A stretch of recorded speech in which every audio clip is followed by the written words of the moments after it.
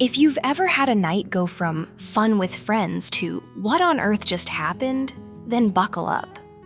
Because this story might just make you rethink who you invite into your home after midnight. Before we dive in, don't forget to like the video and subscribe. This one is wild, and you won't want to miss what happens next. My name is Leah. I'm 26, and I live with my boyfriend Marcus in a small but cozy townhouse just outside a city I'll call Havenfall. We're the kind of couple who hosts game nights, who loan out their air mattress whenever friends need a place to crash, and who never complain when someone spills a drink on the rug. Life happens, right? But this time, life didn't just happen. It crashed straight through my front door, stumbled into every room, and left behind a mess I will never forget. Halloween night started out perfectly. The streets were full of people in costumes. Vampires smoking outside bars, witches huddled around food trucks, superheroes stumbling on uneven sidewalks. The whole city buzzed with energy. Marcus dressed as a pirate, complete with a cheap cardboard sword, while I wore a simple cat costume because I had forgotten to buy anything more creative. Our friends met us at the Lantern, a bar known for neon cocktails and terrible karaoke. Among them were Caleb, one of my oldest friends, and his boyfriend of 3 years, Evan. They were dressed as a matching pair. Some kind of angel and devil duo, the kind that always gets attention in photos.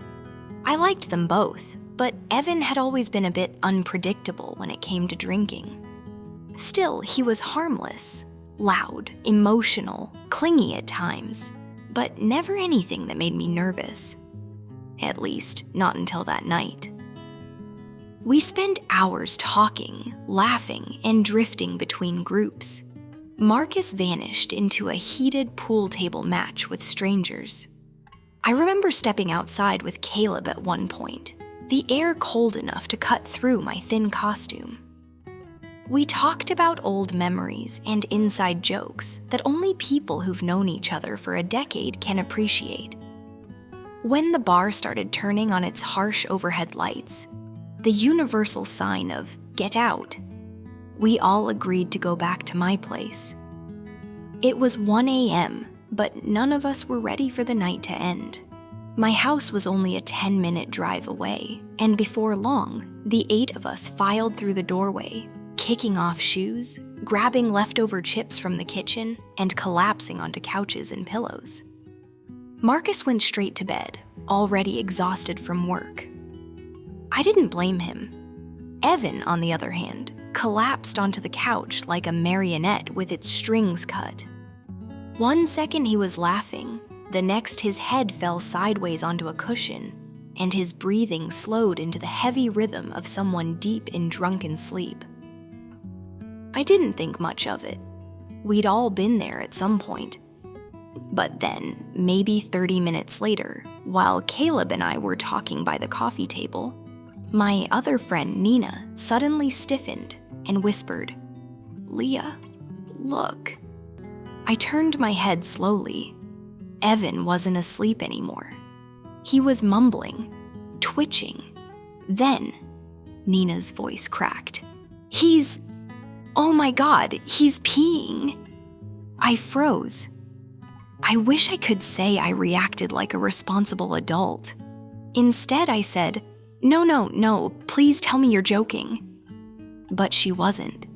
A dark, spreading stain soaked through the couch cushion beneath him, the kind of stain you recognize instantly, even before the smell hits you. My stomach dropped to my knees. And Caleb? He just stared. Not moving, not helping, not even reaching out to shake Evan awake.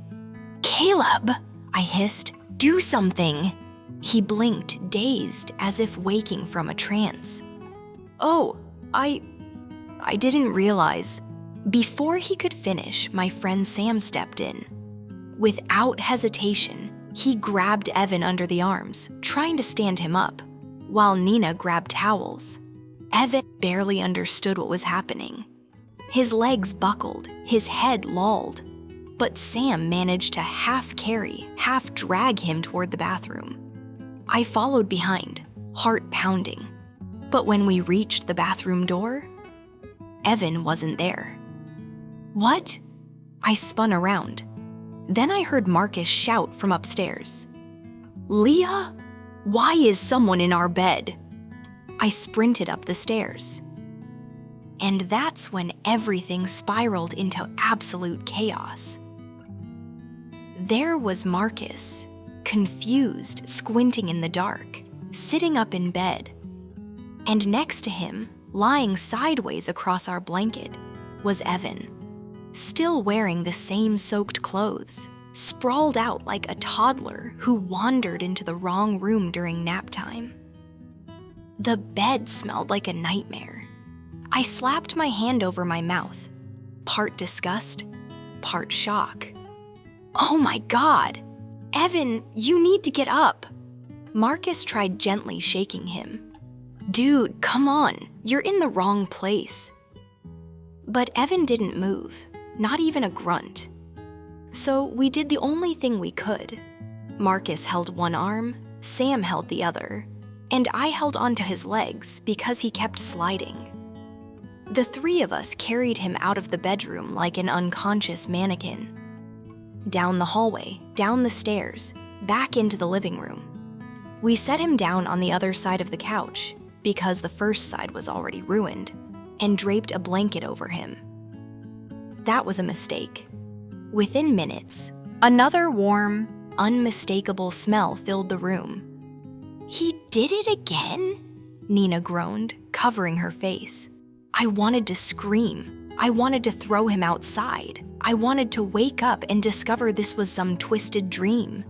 But instead, I swallowed the anger rising in my throat. "Don't make a big deal," I told Marcus quietly. "They're going to feel humiliated already." That was the last bit of grace I had left in me, and eventually the house settled down. After tossing all of our bedding in the wash, Marcus and I ended up sleeping on the floor wrapped in spare blankets. The kind that smell like closets, not comfort. My back hurt. My head hurt. My patience hurt. And Caleb? He didn't clean. He didn't help. He didn't say a single word of apology. By 8 in the morning, he and Evan slipped out the front door like nothing had happened. No note, no text, no acknowledgement. When I woke up at 10, the house smelled worse than any hangover I'd had in college. The couch, the blanket, the mattress, everything reeked. Even after the wash, the sheets still clung to the smell. I immediately tried calling Caleb. No answer. I texted him. Nothing. Then I texted Evan, though I knew he probably wouldn't remember any of it. Still nothing. Hours went by. The smell just got stronger. Finally, exhausted and fed up, I put on a sweater, grabbed my keys, and drove to the nearest home store. I bought the only decent upholstery machine they had left, $150. A purchase I hadn't budgeted for, but didn't have a choice about. By the time I got back and finished cleaning the couch, cushions, blankets, and mattress, it was early afternoon. I was sweaty, tired, and thinking things I'm not proud of. That's when Caleb finally responded to my message, but not with an apology. "No," he said. "Request it from me. Evan is too hungover to deal with anything."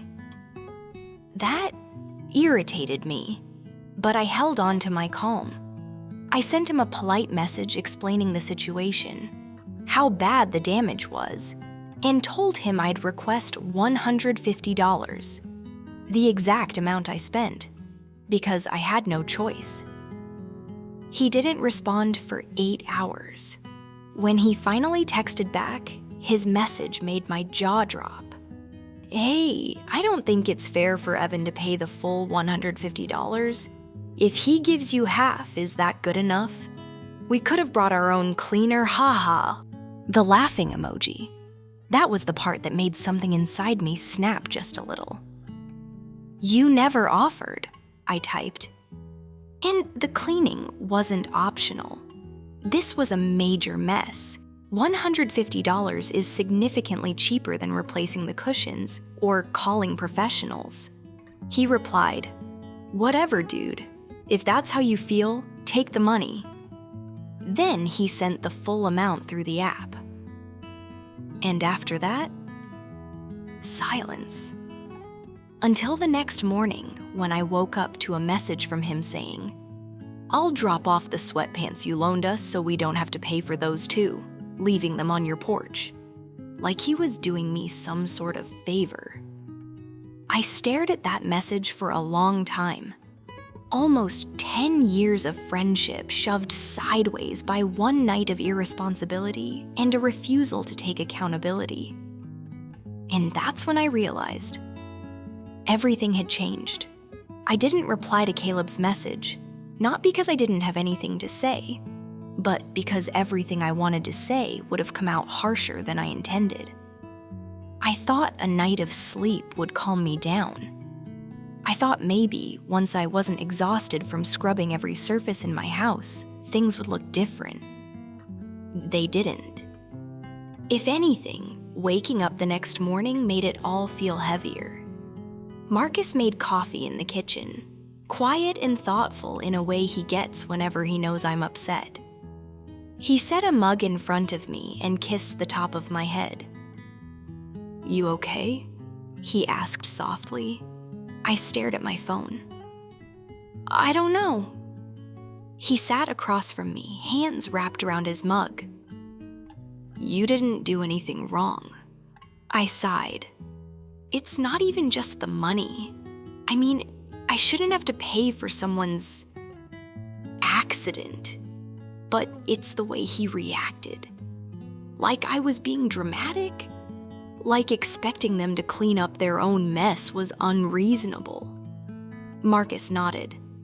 If it were reversed, we would have cleaned everything before leaving and replaced whatever needed replacing. Exactly. I pushed my hair back. I don't want to lose a friend over this, but I'm starting to think maybe he doesn't value me as much as I thought. The doorbell rang. I didn't get up. I already knew who it was. Marcus went to the door and returned a minute later holding a grocery bag. Inside were the sweatpants Caleb borrowed the night before, folded neatly. Too neatly, like he wanted to make a point about how considerate he was being. There was no note, no apology, not even a thanks again. Just silence. I threw the bag on the counter and walked away. That set the tone for the rest of my morning. Around noon, my phone buzzed. A message from Nina. "Did you talk to Caleb yet?" I hesitated before replying. "No, has he said anything to you?" She responded immediately. "Oh, he's telling people he thinks you're overreacting." I felt my jaw clench. What exactly did he say? Nina typed fast. "He told Sam and Lily that you freaked out about something that wasn't a big deal, and that Evan didn't mean it, so it shouldn't have been a whole thing." I curled my fingers around my phone until my knuckles went white. Not a big deal? My couch still smelled faintly no matter how many times I cleaned it. My mattress had barely recovered. We slept on the floor. They left without a word. He mocked me for asking for reimbursement, but apparently, I was the dramatic one. "Are you serious?" I wrote back. "Yeah," Nina said. "Honestly, I don't want to get in the middle, but you really didn't do anything wrong." I thanked her, put my phone down, and just sat there on the couch.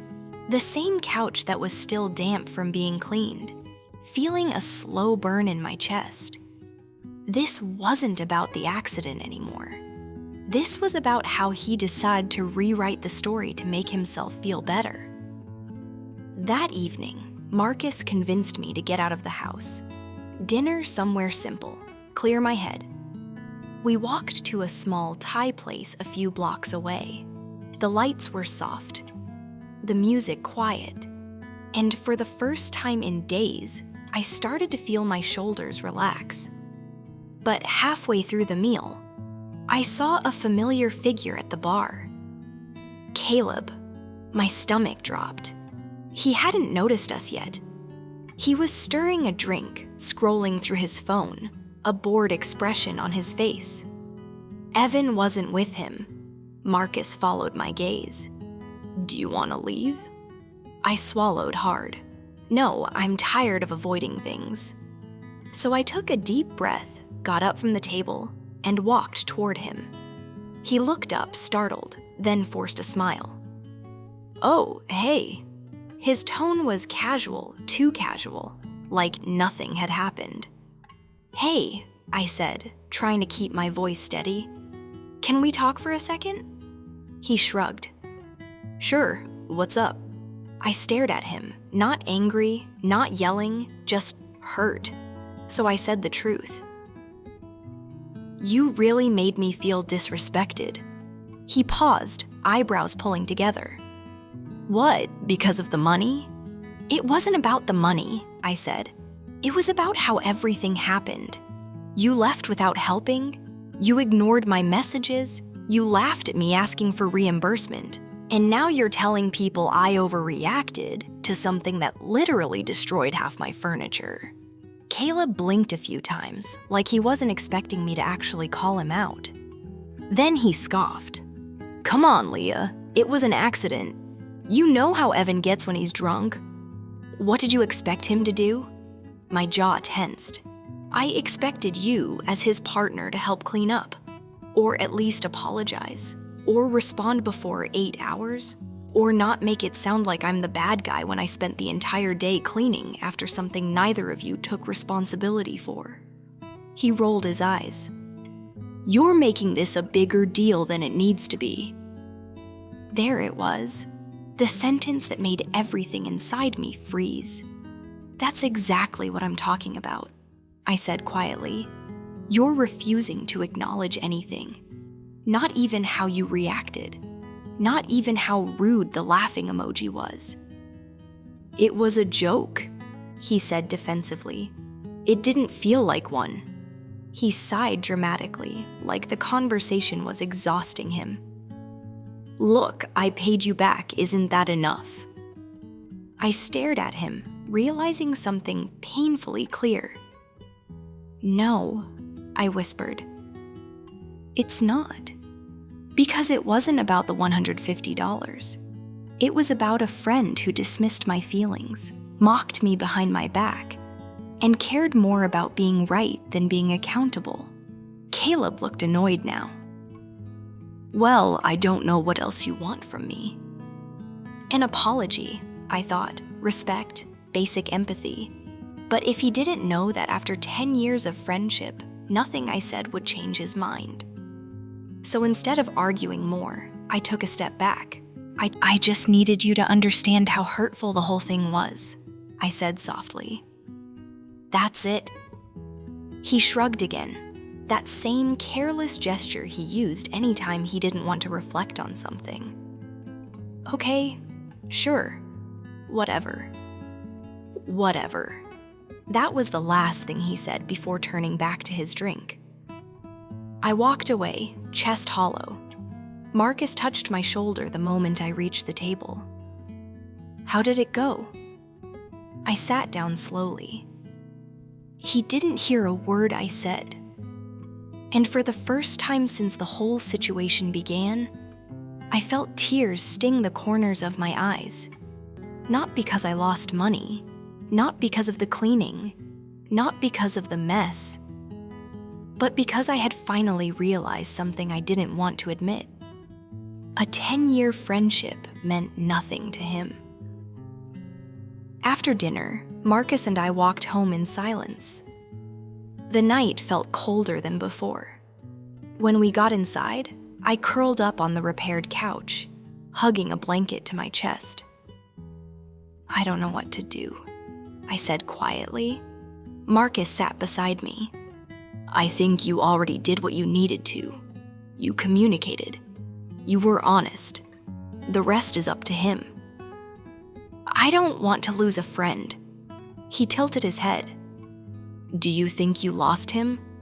Or do you think he walked away first? I didn't answer, because deep down, I knew Caleb wasn't interested in fixing things. He wasn't even interested in understanding them. I had been holding on to the memory of who he used to be. Someone kind, goofy, fiercely loyal. But the person I spoke to in that restaurant wasn't that person anymore. And maybe he hadn't been for a long time. I just didn't want to see it.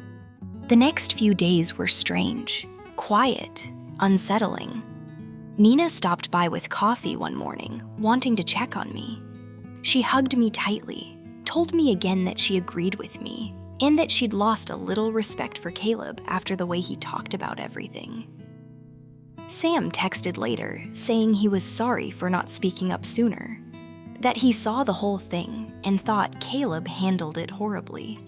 One by one, people reached out, not dramatically, not in a gossipy way, just to say they understood. Every message was a small weight off my chest, but Caleb, not a word. And Evan, even less. On the fourth day, when I was beginning to make peace with the situation, my phone buzzed. A message from an unknown number. It was Evan. Hey, I'm really embarrassed about what happened. Can we talk? I stared at the screen, not angry, just confused. He followed up quickly. I heard you were upset. Caleb didn't tell me everything. I want to explain. My heart beat faster. Marcus looked over from the kitchen. Everything okay? I don't know. I typed back. Okay, what do you want to talk about? He replied almost instantly. About that night. And about Caleb. Can I come over? I hesitated, but something in his tone, or maybe something in me, wanted closure. Sure, I wrote. Come by any time after 4. And as soon as I sent it, a knot tightened in my stomach. Because part of me already sensed that whatever Evan was going to tell me was going to change everything. At exactly 4:17 p.m., my doorbell rang. I felt my pulse rise as I opened it, and there stood Evan, hands shoved deep into the pockets of a hoodie, eyes tired but clear, clearer than I'd seen them in a long time. Hey, he said quietly. Hey, come in. He stepped inside, hesitating like he wasn't sure he belonged there anymore. He stood near the couch, the same couch both of us instantly remembered, then sat down slowly, as if afraid of repeating history. I took a seat across from him. He took a breath. I'm not gonna pretend I remember everything from that night, but I know enough to know I messed up. I nodded, waiting. I didn't know I'd gone upstairs, he said. I woke up the next morning at home and honestly, I thought Caleb had cleaned up everything before we left. His voice cracked slightly. He told me we apologized before going. He told me you were cool with everything. My eyebrows pulled together. He said that? Yeah. Evan gave a humorless laugh. He lied, straight to my face. I didn't find out the truth until yesterday, when Nina mentioned how angry you were. And she said you cleaned everything alone. I felt a strange mix of anger, sadness, and validation swirling inside me. I was embarrassed, he continued. Humiliated, actually. Not just because of what happened, but because I didn't even get the chance to apologize. Caleb didn't let me. I froze. What do you mean, didn't let you? Evan sighed deeply. He told me not to message you. He said if we ignored the situation long enough, you'd drop it. And that if you didn't, you were being unreasonable. The room fell silent. I sat back slowly, my heartbeat echoing in my ears. He didn't want drama, Evan added softly. Or, well, he didn't want to admit he handled things badly. That's kind of his thing. I swallowed hard. So he lied to both of us. Yeah, Evan said. And I'm really sorry I didn't realize it sooner. He looked genuinely ashamed. The kind of shame that makes someone shrink into themselves. I felt the tension loosen just a little. It wasn't your fault, I said quietly. I mean, the accident wasn't something you did on purpose. And the rest, that was Caleb. He exhaled shakily. Still, I want to take responsibility. He looked around the room, eyes landing on the couch. Are you sure you don't want me to pay for part of the damage too? Or replace something? I'll do it. I shook my head. It's already taken care of. The money wasn't the real issue. I know, he said softly. It's the disrespect. Yeah. We sat in silence for a moment. Then he said something I absolutely didn't expect. I think I'm going to break up with him. My eyes widened. What? Why? He rubbed the back of his neck. Because I didn't realize how often he speaks for me, or hides things from me, or makes decisions on my behalf without telling me. This isn't the first time he's done it. It's just the first time it hurt someone else instead of just me. My chest tightened. I'm sorry. It's not your fault, he said. Honestly, what happened here is what made me finally see it. He looked down at his hands. I'm tired of being with someone who refuses to grow up. Someone who always shifts blame, always minimizes things, always acts like the world revolves around what's convenient for him. I nodded slowly. I understood more than I wanted to. So, he said quietly, I just wanted to tell you, and to apologize. The real way. He stood, hesitated, then added, You didn't deserve any of it. Something in my chest softened, finally unclenching after days of frustration. Thank you, I said, and I meant it. That really means a lot. He gave a small smile, nodded, and headed for the door. Before leaving, he paused. If things ever get weird between our friend group, I just want you to know I'm on your side. And with that, he walked out. The room felt lighter when he was gone. I exhaled deeply, sinking into the couch. Marcus walked downstairs a few seconds later. I heard voices. Everything okay? Yeah, I whispered. Actually, yeah. Good, he said gently. You deserve some peace. But peace wouldn't last long. Around 8 p.m., my phone buzzed. Caleb's name lit up on the screen. Against my better judgment, I answered. What? He snapped before I even said hello. Did you say to Evan? I blinked. I didn't say anything bad. We talked. He told me everything. Caleb scoffed, voice sharp. Oh, I bet he did. He's dramatic when he's upset. I inhaled slowly.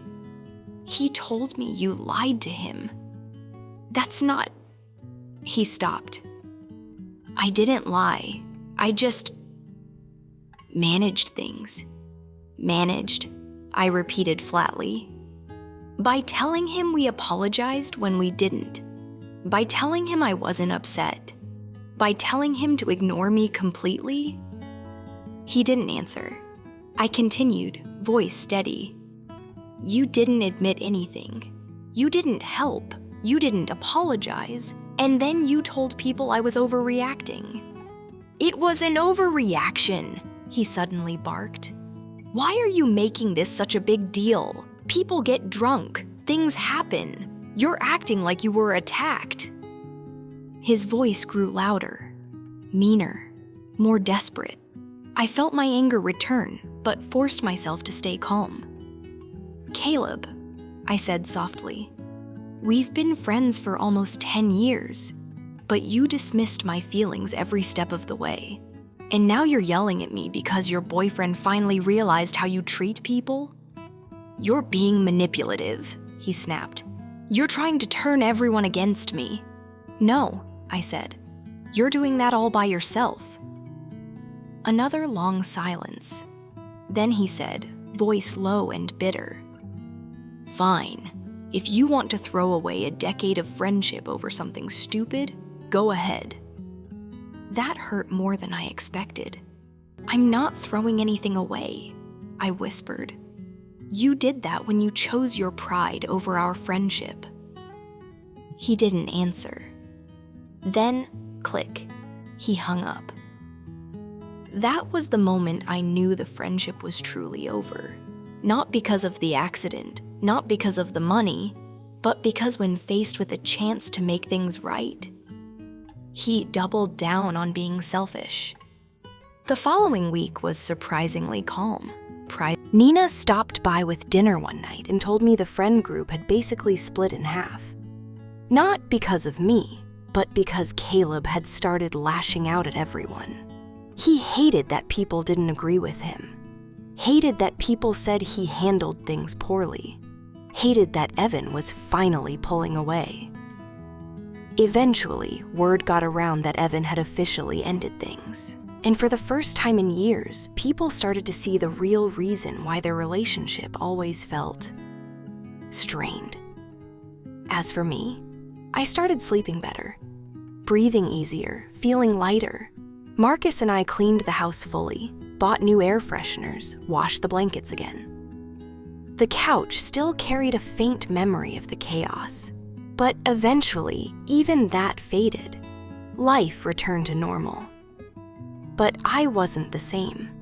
And honestly, that was a good thing.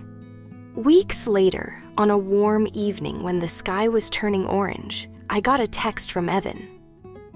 Thanks again for hearing me out and for giving me the push I didn't know I needed. I smiled at my phone. I wasn't expecting gratitude, wasn't expecting closure, wasn't expecting anything. But as strange as it sounds, the whole ordeal ended up revealing something important. Friendships aren't measured by time. They're measured by respect, by accountability, by how people treat you when things go wrong, not when everything is easy. And sometimes, a messy, chaotic, awful night is what finally pulls the curtain back and shows you who someone truly is. And other times, it reveals the people worth keeping. People who apologize, who take responsibility, who grow. People who show up, like Marcus, like Nina, like Sam, and surprisingly, like Evan. So if you're watching this, and you've ever had someone make you feel small for standing up for yourself, remember, it's not drama to speak your truth. It's not overreacting to expect respect. And it's not losing a friend if the person was never treating you like one in the first place. Thank you for sticking with me through this story. And if you enjoyed it, make sure to like the video and subscribe to the channel so you never miss another one. Because more unbelievable stories are coming, and trust me, you don't want to miss them.